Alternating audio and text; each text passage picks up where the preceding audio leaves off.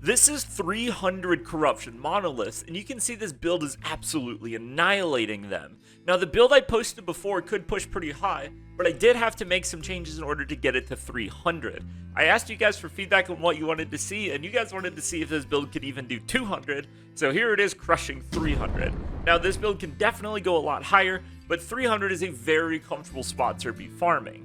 Now, I will say that there's an even better version of this build, but it requires much stricter stats and even more specific items to get it to work, and I'm working on that. If you want to see me work on it, check out my stream link down below. But for now, let's talk about this version of the build, which is very easy to assemble and does ludicrous damage and can just annihilate 300 corruption. This build is still using fissures to auto-cast chaos bolts to get out loads of dots to absolutely annihilate enemies, but we made a few changes to how the build functions precisely in order to both increase its damage, but most importantly, increase its survivability. Let's start by talking about the gear, because that's where the bulk of the changes happen.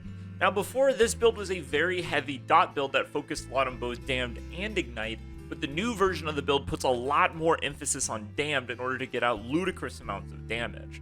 So, for starters, we're still going to be running the Bone Claimer helmet. Obviously, you know, the whole necrotic resistance cap where you get tons of ward from this, and then you have a passive that increases your ward cap based on your amount of necrotic resistance. So this is really strong. But on our weapon, we're going to be running Marina's Soul. So this is actually going to give us a decent amount of curse damage as well as some necrotic damage.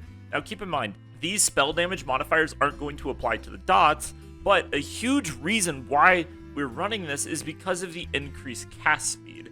Cast speed is an incredibly powerful effect, as it lets us ramp our dots out much faster, and this is also going to give us a small buff to the actual damage of the Chaos Bolts, but remember, this isn't going to be a huge damage multiplier. But this is the next thing that's really interesting that changed. We're actually running a 2-piece set bonus, which is the Isidora set. This set, you can technically run 3 and replace the helmet, but the build becomes a lot squishier, but it does do a lot more damage if you do that. But even with 2 pieces, the 2-piece gives us a 100% chance to apply Damned on hit. And this is incredibly powerful because not only are we getting more damned out, so we're doing a lot more damage, but at the same time, remember, the more damned on hit we have, the more damage that we get from Witchfire, which is from our passive tree. So this actually represents a ton of damage. And on top of that, look at the stats on this belt. 200 armor, 11% cast speed, 33% armor, and 80% necrotic damage if you've been hit recently. That is incredibly powerful. And you can see in my character sheet, I'm up to 4,600 armor, in part because of the belt, but also because of rolls and some other gear. But this is 62% physical damage resistance and 43% against all types of damage.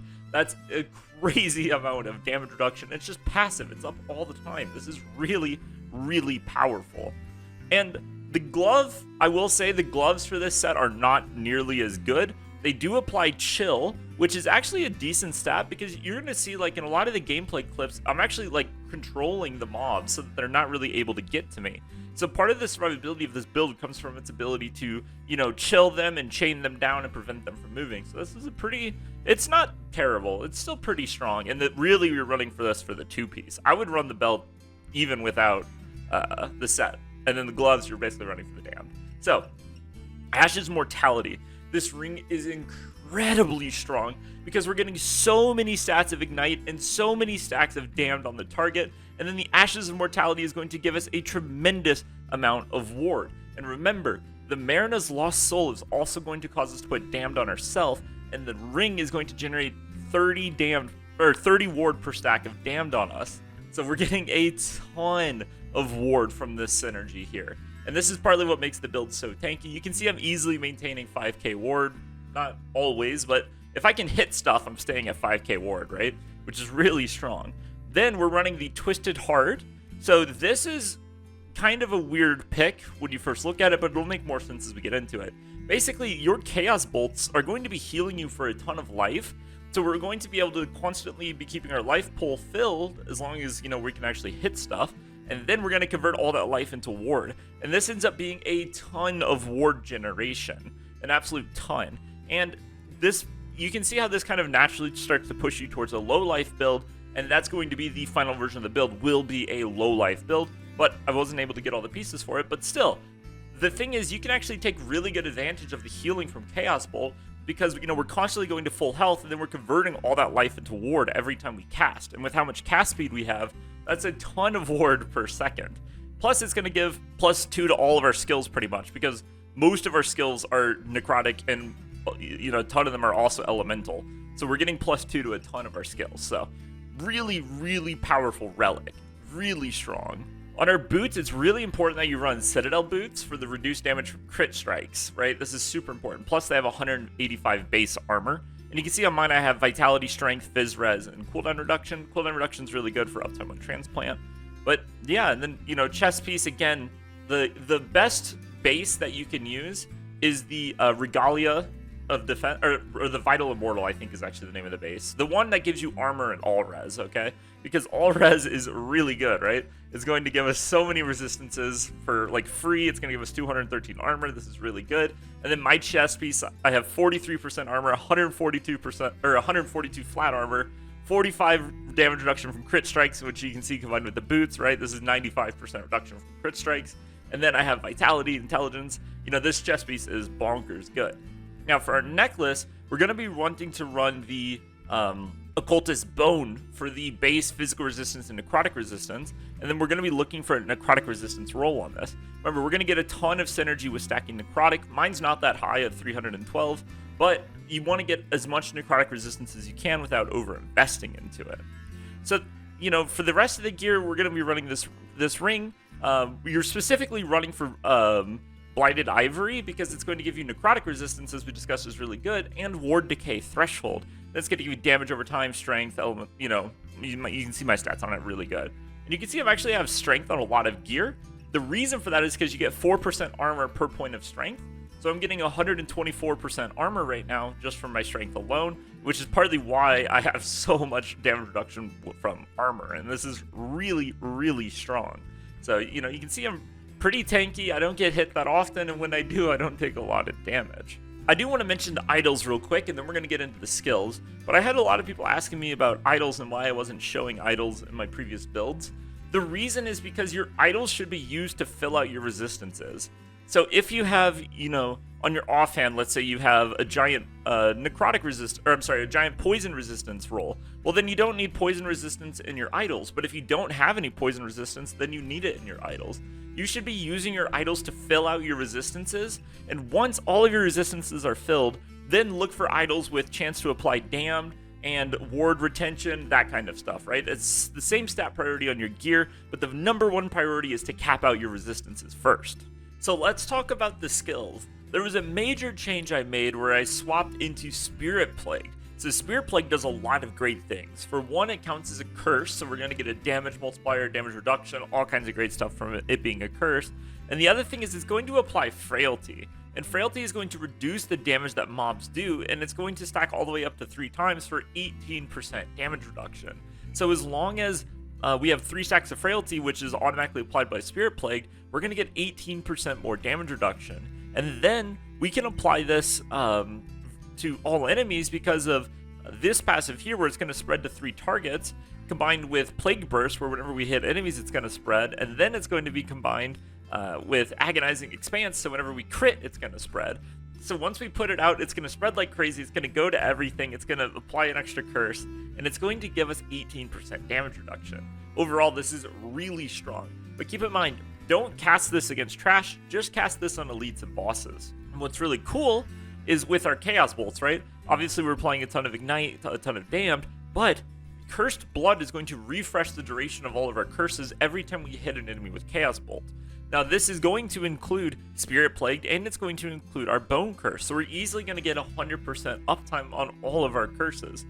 Against bosses and stuff, you just have to apply your curses once, and then do your damage, and you're good to go. And what's extra cool about it is the auto-casted Chaos Bolts from the Chaotic Fissure are going to apply all of your buffs here, and it's going to refresh the curses, it's going to generate mana, it's going to regenerate health. It's really strong, right? And so let's get into the Fissure and start talking about it a bit. So, for starters, we're going to be running Damned Waters, so that the spirits that it summons are going to afflict 3 stacks of Damned. So when the fissures are out, right, they're going to be spamming spirits and they're going to be spamming chaos bolts. So, but 40% of its cast will be spirits, and that's where damned waters comes in. The other thing is whenever we go which does happen from time to time, this will allow the spirits to still kill stuff even if you can't cast chaos bolts. So you actually can still do quite a bit of damage even if it's not casting chaos bolts. We have the same kind of, fire resistant shred and necrotic resistant shred, and these stack up to 10 times a piece. We've got spirit frequency, so we're getting a lot more cast. We've got the double fissure. We have the auto-casted chaos bolts. You guys know the deal with this. Then in our chaos bolt tree, we're running a lot of the same stuff as we were running before. 100% damned, 100% ignite. This one though is new. So whenever we cast chaos bolt, it's going to extend the duration of fissure, and that's going to give us much better uptime on fissure and allow us to conserve a lot of mana while still being able to do a ton of damage. Now we also have all this life regen, curse refreshing, mana generation, and really in particular this mana generation is super important because, like I said, this is going to apply from the auto-casted cast bolts from fissures, and so we actually get a ton of mana from Devourer of the Damned, so we kind of have to run this, and that's partly why it's hard to run this as a low life build, but this is what enables our relic to generate so much ward, right? Because we're constantly healing. On top of that, we have Seed of Chaos, which is going to allow our abilities to allow the Chaos Bolt to double cast sometimes, which is going to proc all this stuff again. And we're just getting tons of life, tons of mana, everything we need. Now, with Transplant, we're running the same, armor damage reduction setup that we've always been running. And then we're running the mana setup as well so that we can get the mana generation. We're going to make it automatically apply curses. We're going to make it have a bigger area. It's going to do all kinds of great stuff, right? And this Transplant is going to generate resource and make us, tankier. And it's just a great skill to have. And then the Bone Curse, we're going to be running the Bone Prisons so that we can control mobs. So a lot of times you can just cast the curse manually on like an elite pack and it'll just get locked inside the ring, right? And it won't be able to move. And then we're going to convert it to necrotic damage. We're going to get Marked for Death. And Marked for Death, by the way, is a curse.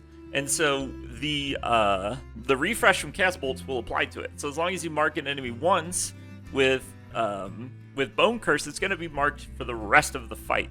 So this is really wonderful, right? And that's going to reduce enemy resistances by 25%. And then that's going to combine with the resistance shred, right? So even mobs who are like resistant to necrotic damage or whatever are still going to get absolutely shredded. So you can see how this build is kind of working, right? We're just kind of running around the map, we're blinking into mob packs, we're getting the fissures out, and then we're just spamming chaos bolts to just obliterate everything. And then against tanky mobs, we're going to apply Spirit Plague and Bone Curse in order to make sure that we can kill them.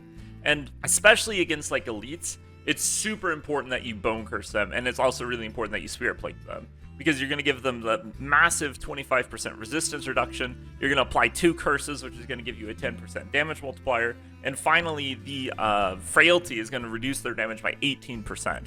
So it's really important that you make sure that you curse enemies while you're fighting them. And finally, we're going to close out by talking about the skill tree. There's going to be links to the full build in the description below, yada yada.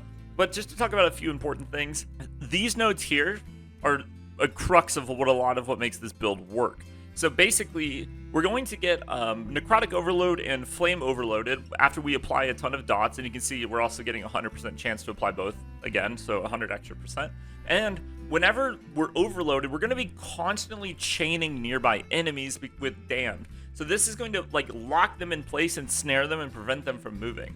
And you can see in a lot of the gameplay clips that, I'll be running around kiting mobs and then they'll just stop moving and they'll just stand there, and that's because they're getting chained. This makes it a lot easier to do harder content because it keeps everything off of you. The flame whips from this are kind of nice because they do some damage and apply ignite, but the big thing here is that we're getting this node here. So whenever enemies are overloaded, or whenever we're ignite or damned overloaded, we're going to inflict everything with Witchfire, which is a very hard hitting dot. Then we take this, which is going to make our Witchfire scale off of how much ignite and damn chance that we have. So like application chance, right? So all of this application of ignite, all this application of damn that we have on all these pieces of gear all over the place are all going to become damage multipliers for Witchfire. That's what makes the Witchfire do so much freaking damage. So you can see we're able to ramp out a ton of dots, then we're able to get out these massive Witchfires that just rip everything in half, and that's how the build does so much damage. Now, everything else is pretty standard stuff. There's nothing too exciting else in the skill tree, and you know. But that's pretty much going to do it for today's video. Like I said, link to the full build in the description. Check out the stream to see me work on the future builds. And yeah, I hope you guys like it. Let me know what you guys think of this build. Let me know what you want me to work on next. And I'll see you in the next one. Peace.